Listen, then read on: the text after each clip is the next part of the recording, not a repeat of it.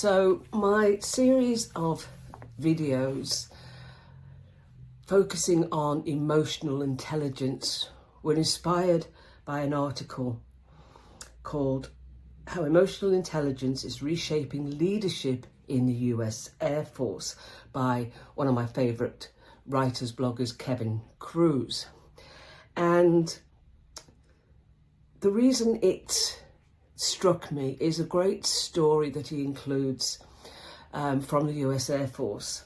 And the driving force behind emotional intelligence being adopted by the leadership in the US Air Force is a guy called Senior Master Sergeant Winsome L. Cully.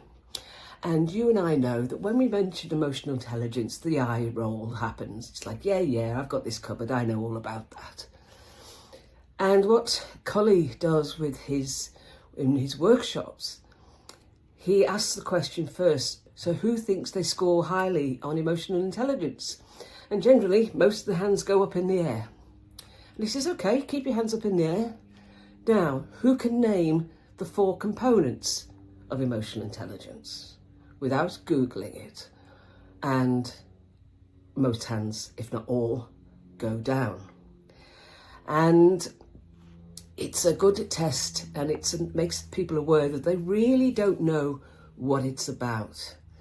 And what I wanted to do in this series is explore each of the 4 components, and we're talking about self-awareness, self-management, social awareness, and relationship management.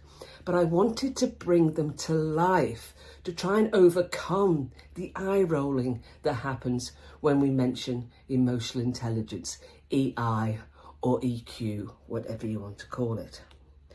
And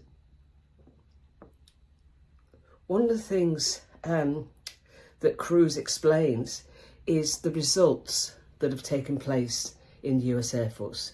Data tracked by installation prevention statisticians show that units participating in these workshops consistently report improvements in self-awareness, communication, empathy, and conflict management. Breakdowns in communication and toxic dynamics decrease, while feedback, trust, and team cohesion strengthen. The results are clear. When units and teams embrace emotional intelligence, they avoid repeat problems and build lasting camaraderie. So it's good for the US Air Force, it's good enough for us.